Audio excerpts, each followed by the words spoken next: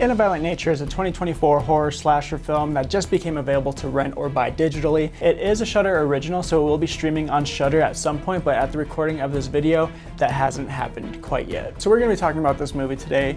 Personally, I am torn in my thoughts about this movie. Let's lead with that. The first few minutes of this review here are going to be spoiler free, and then in a few minutes we're going to get into the spoilers. I will warn you before I do so. In case you don't know where you are, this is the Nonstop Horror YouTube channel. Make sure to like and subscribe if you think that horror should be talked about all year round and not just gatekept to the month of October. In a Violent Nature is about a vengeful spirit named Johnny who is summoned when a group of friends steals his mama's locket off of this collapsed fire tower that is the scene of a horrific crime that happened 60 years prior. The movie is a Canadian slasher flick written and directed by Chris Nash. This is his first full-length feature, and fun fact about him, he did direct a segment in ABCs of Death 2, which we've talked about previously on this channel. He did Z in the second installment of ABCs of Death. His word for Z was Zygote. Also, interestingly enough, Zygote Pictures is one of the listed production companies for In a Violent Nature, but when you look up Zygote Pictures, it just looks up images of zygotes, and that's not very helpful. So I abandoned the idea of researching that company more, but it was a nice little tie-in to his previous work. But when you look up Chris Nash's history, it looks like he's worked a lot in the special effects and makeup departments leading up to this film, which makes sense because one thing In a Violent Nature does have going for it is its practical effects and gore and makeup. The movie utilizes a pretty subtle cast, no big names here, but certainly potential up-and-comers in the genre. Now, the gimmick of this movie, in case you're unaware, is that we're watching things happen from the killer's perspective, from Johnny's perspective, right? Super cool fucking idea on paper. I was super hyped for this movie. Even though I was super hyped for this movie, I didn't go see it in theaters. It was playing near me, but I just didn't, it felt like too much of a risk to go watch, although I did watch Strangers Chapter 1 and The Watchers and The Exorcism in theaters, so maybe that excuse is pretty dumb. This was a pretty small production, so the movie does kind of have like an indie vibe to it, which unfortunately means that at times it teeters on the line between professionalism and amateurism. And I do think that it teeters a little bit more towards like the amateurish feeling side of things a bit more. So I will say that, but it is Chris Nash's first full-length feature, so I will cut him a little bit of slack there. The movie is presented in 4:3 aspect ratio rather than 16:9, which really just means that it's more square than a normal video. For those who care, I'm not really sure why they did this. Obviously, it's just like a stylistic choice, maybe to give off like vintage or nostalgic vibes. I don't really know. The kills in this movie are pretty brutal. They're pretty gory, so Chris Nash definitely shows off those skills here. So if you're looking for some like brutal, mindless, gory kills, this movie will definitely scratch that itch for you. However, I think some of the kills are a little over the top, and not in like the super gross, I have to look away type of over the top, but more so in like kind of like a, this doesn't make sense and feels very try hard kind of way. And if you've seen this movie, you probably know some specific examples that I'm talking about, and we'll get to those in the spoiler part of this review. I'll just come out and say it, I think this movie was definitely overhyped. It got a lot of praise, and I just don't think that it lived up to that hype. This is why I don't like watching trailers, because I want to form my own opinion rather than being swayed by reviews or trailers or all the marketing that leads up to a film. Like a few days ago, I filmed my reaction to the Nosferatu trailer, right? I really loved that trailer. It didn't give away too much. It felt kind of weird because it's not really in my nature to watch trailers, especially 6 months out from a movie being released. So I'm not sure how many more reactions I'll be doing to trailers, but trailers and all the marketing leading up to a film are the biggest contributors to overhyping a film, and I just think that In a Violent Nature fell victim to that. Because we're following Johnny, the villain in this, there are a lot of shots of him just walking, like literally, I think maybe 75% of the movie is just him walking. I'm not exaggerating, there's a lot of walking, so be prepared for that.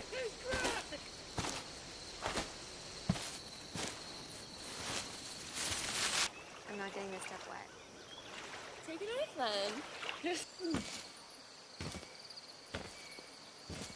These shots linger forever to the point that it's just boring. Even the kill scenes are super dragged out, just feels very like in your face, brutal, extreme gore. And there was a specific moment where I just kept dozing off, and I had to like sit up and be alert and like consciously make sure that I wasn't gonna fall asleep during this moment. Some of these things can be forgiven if, say, the cinematography is really amazing, but honestly, I wasn't super impressed by the cinematography either. This whole idea of watching and following the killer is flawed in my opinion.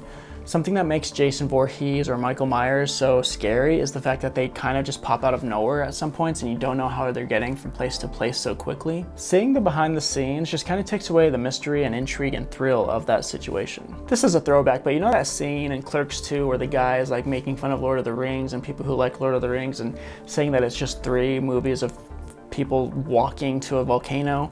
I feel like that scene fits perfectly here as well. Here's the first movie.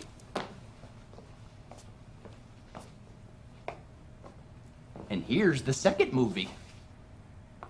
Good times. And for the record, I love Lord of the Rings. That wasn't a bash on Lord of the Rings at all, just that scene is, but that's just what this reminded me of. I did enjoy the character design in this movie, and there's a fun little like outfit reveal moment for Johnny, which I thought was really cool. Story-wise, we do learn why Johnny is doing what he's doing and why he's upset, and what happened in this horrific accident 60 years ago, so they don't really leave us in the dark there, but it isn't really like an original idea either. There are a lot of lingering plot holes that we'll talk about when we get to the spoiler section. Because of the slow nature of the film, don't go into it expecting many jump scares. The acting and performances in this movie are subpar as well. A lot of dumb choices made by the characters, and because we don't really spend much time with them, you don't learn to like the characters or show any sort of empathy towards them, which I understand is kind of the point. And this is the opposite end of the spectrum in that regard, but I think that something that makes horror movies so great is your connection to the victims and you empathizing with them and enjoying their character and liking them so that you don't want them to die during the movie. In the end, it's just kind of like a mindless film with very little substance and almost feels like it's just a portfolio piece that you might show when you're applying for like a practical effects job, because that's one of the biggest things that it has going for it. For what it's worth, I would personally rate this movie a 4 out of 10. It was a cool concept worth exploring, but I think it just fell flat in its execution. I'd say save your money until it's streaming on Shudder and just spend your money on a Shudder subscription. It's like $7, which is how much it costs to rent or buy this movie right now digitally, and you would just get much more bang for your buck if you just went and got a Shudder subscription, because they have a great selection of movies. That'll be much more worth your time. All right, if you haven't seen the movie yet and you want to avoid spoilers, this is where you should exit the video. However, if you have seen it or if you just don't care about being spoiled, this is when we're going to get into the spoilers. I'm warning you now, so here we go. All right, friends, if you're this far in the video, you've probably seen the movie already, or you just don't care about it being spoiled. But yeah, this is where I want to talk about some stuff that's going to spoil the movie for you. One of the biggest things that I kept hearing about this movie was the yoga kill. Like, oh my God, the yoga kill. Can you guys believe the yoga kill? And then I finally watched it. I'm going to admit it. I found a TikTok of someone showing it before I saw the movie. So there's that context of me seeing it, but that kill just doesn't make any sense logically. And it just felt very try hard. Like, look at us. We are doing a really wacky, crazy, gruesome kill, and we have these practical effects and whatever. But the kill irritated the hell out of me. So this chick is doing yoga, right? And she's expecting her friend to come by for some sexy time, but it ends up being Johnny coming for some stabby time. And her initial reaction does make sense. She screams, she freaks out, and she starts running. But then she reaches this cliff edge, looks down and just stands there, and then she just like turns back around and then is very emotionless. She like loses all sense of survival and emotion, and she just like looks off to the distance and lets Johnny come in, like stab her from the back with his hook. But yeah, that initial scream is the last peep we hear out of her as this guy is chasing after her and about to kill her. And it's a rule that the movie is breaking within itself, because later on when Johnny kills the ranger, he like reaches into his spine, I imagine, and paralyzes him that way. But then with the yoga kill, this guy like launches through her spine, but she's still able to just like stand there and like look down and also turn around. Like, there's no spine there anymore, basically, where he punched through her, right? And that didn't paralyze her. But later on, you're using that same kind of technique to straight up paralyze someone. It just doesn't make sense. But yeah, the kill is super drawn out. He launches his hand through her stomach with the hook, turns her around, puts the other hook through her head, and then turns her back around, and then like pulls her skull, her head, through the wound in her stomach. And Yeah, it is brutal, but it was so dragged out that it just felt like, oh, look at me, like look at what we can do. Like it was just giving pick me girl vibes. You know what would have been way more effective is if this kill happened within the span of like 3 seconds, just like one swift movement of all of it happening, like through the stomach, he turns her around, she doesn't turn around herself, stab, turn around, boom, like pull the head through, like all in one swift movement. I would have been way more surprised, and I feel like that would have blown my mind if it happened that way. And also she just chose not to run in any other direction. She could have gone right, she could have gone left. It's the Prometheus argument, right? Like just go to either side and you have a better chance of living. Hell, she could have thrown herself down that cliff and it wasn't that steep. You later see him throw her body down the cliff and it like stops halfway because it's not steep enough for the body to roll down the hill. Okay, rant over. I just had to get my thoughts out about that because everyone was like, the yoga kill, and I was just very underwhelmed by it. Again, another downfall from overhype. I mentioned a cool outfit reveal that happens with Johnny, and it's after he kills the first guy with like the hacksaw through the mouth, and he drags him to the ranger station, and he finds this like antique firefighter helmet and the hooks. And so he dons this new gear and then he leaves, and then as he's walking away from the ranger station, it's like the middle of the night, so it's just dark, and then he's walking and a motion detector light post like turns on, and then we can see him for the first time in his new suit. But on his end of things, he's just like really confused as to why this lamp post like turned on, so he just like kind of turns to it and then keeps walking. It was a really fun little twist on like a character reveal. So we do eventually get some information as far as like how to defeat Johnny and put him back in his resting place. We meet up with this park ranger who explains that because they took the necklace, like they awoke his spirit, and that we can't just simply give it back to him because he's awake now and like whatever. And he also says that it's happened twice before now. Bro, if this has happened twice already, why is there no sort of security system around that grave site? Like what the fuck? Like why wouldn't you, after the second time of putting Johnny, this undead, vengeful spirit, back in the grave, why wouldn't you build some sort of like cell around it, a stone wall, electric fence, anything that would prevent this creature from escaping again, or anyone getting in to steal that fucking necklace? Why? Tell me why. They could even just put up a big sign that says, caution, angry, vengeful soul rests here. Do not touch necklace, dumbass. I still have so much of this script left to get through. I'm gonna try to get through this quickly. So we have this sequence where they run into the ranger and he tells them all this backstory and how they're gonna fix it, and he shoots Johnny as he approaches him and tells Colt to go get some chains because they're gonna chain him up and take him over back to the fire tower. And they decide to stand like within arm's reach of Johnny as they're plotting to wrap him up in these chains. And also like they do like the slowest gun handing over ever, and they're counting it down. So of course Johnny knows exactly when to reach for the gun because it's gonna be changing hands. Like why didn't they take like 3 steps back? Like he could have told them what the plan was and then they just execute it from there, but it's so dumb. Of course he grabs the gun and then has like the toughest struggle ever with this ranger. We see him like literally like just push him off of him, and then that immobilizes the ranger and he can't get up, can barely move. He's just like crawling at a snail's pace. Like there was hardly a struggle there. I don't understand why it immobilized him so much. Again, it just felt like a pointless setup just to show us this really cool kill. I just didn't like it. So yeah, the ranger is trying to crawl away and Johnny just like reaches into his spine, I think, and like rips his spinal cord to paralyze him.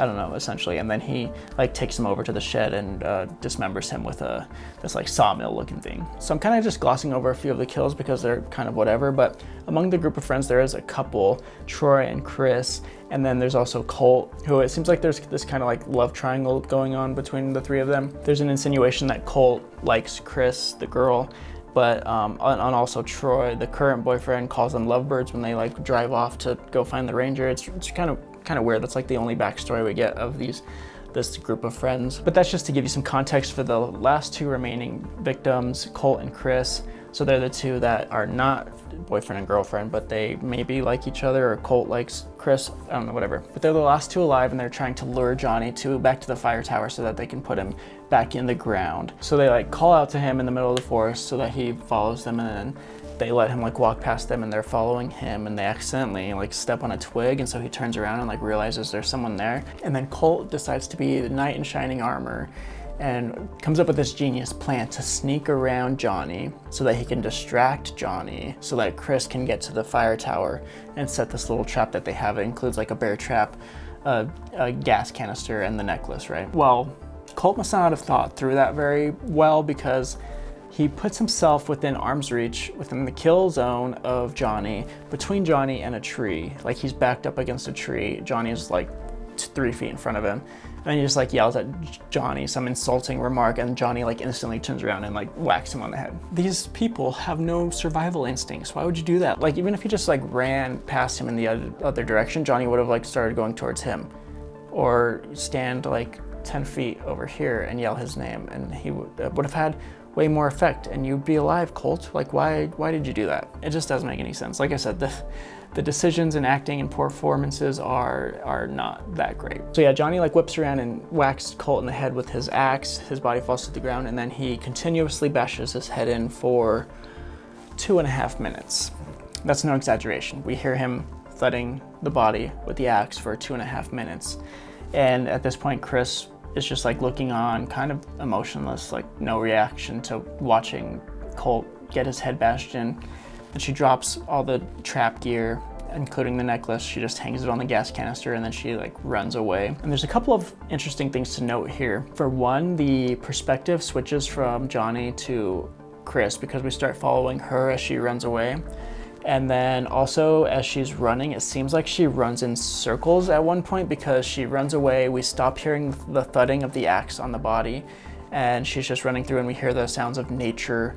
And then she slowly starts to hear the thudding of the axe again. So she's like, she can't get out of this situation. She's just running in circles. And that part, to me, that's a terrifying situation to be in. You're just trying to run away from something and you're running in circles on accident. So that little tidbit was pretty interesting. But it only happens once, and then she like screams into the night. And then we cut to the morning. She's just lying on the ground. There's such a sudden cut right there that it feels like a half-assed idea that could have been something cool, but they were just like, let's just end this thing. On the topic of the perspective changing from Johnny to Chris, I did read somewhere, it was probably on Reddit, I don't remember now because it's been a few weeks, but someone mentioned that maybe this isn't from the perspective of Johnny the killer, maybe it's just the perspective of nature, hence the name nature in the title. And that might be why we're able to now see where Chris is going and everything with Chris now rather than Johnny. But yeah, that's an interesting theory out there. I'm gonna rush through the ending here because it was just really boring. The last 15 minutes or so is Chris escaping. This lady picks her up in a truck.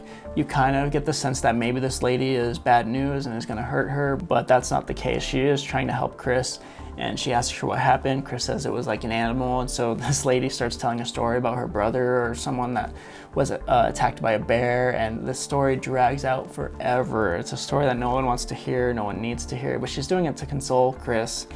And then they're driving for quite a while. The lady notices that Chris's leg is bleeding and wants to stop the blood and put a tourniquet on it. And Chris is like freaking the fuck out. She's like, no, just get me to the hospital. And I'm like, bro, you've been driving for like 20, 25 minutes with this lady telling you this story. I think you have a few minutes to kill as she saves your life and stops the bleeding on your leg. I don't know if this was written into the script or it's just her acting, but she doesn't look at all like she just watched all of her friends die and that she's in danger.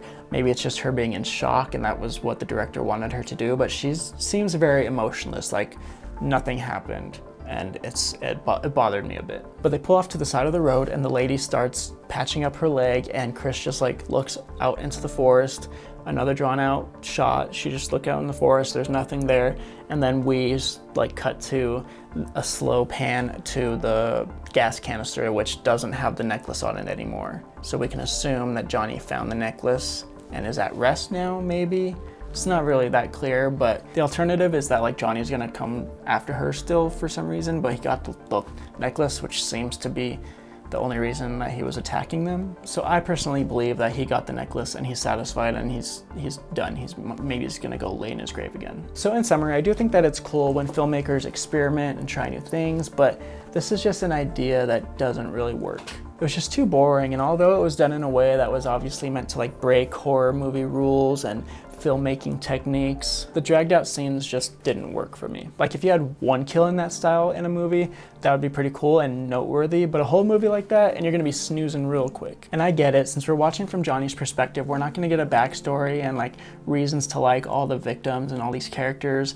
but I just think that's part of what makes a horror movie good. You want to root for the characters, but you just don't get that here. It just feels mindless and like it's lacking substance that's going to keep me engaged or bring me back for a rewatch or even have me recommend it for anyone to watch. Now, you don't have to take my word for it. You, of course, can still go watch it, but if you do, I would recommend waiting till it comes out on Shudder, because it's just as much to get a Shudder subscription as it is to rent or buy it right now, and Shudder is just the best bang for your buck. Trust me, this movie can wait. Like I said at the end of the spoiler-free section, I would rate this a 4 out of 10.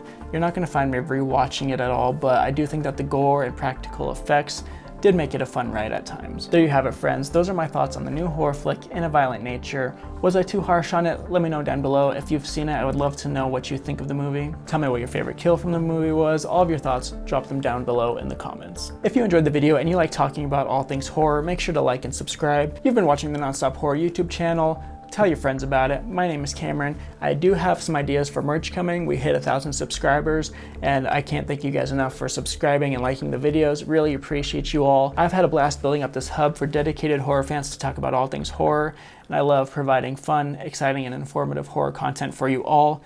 I'll catch you guys in the next one, and remember to embrace the fear all year round.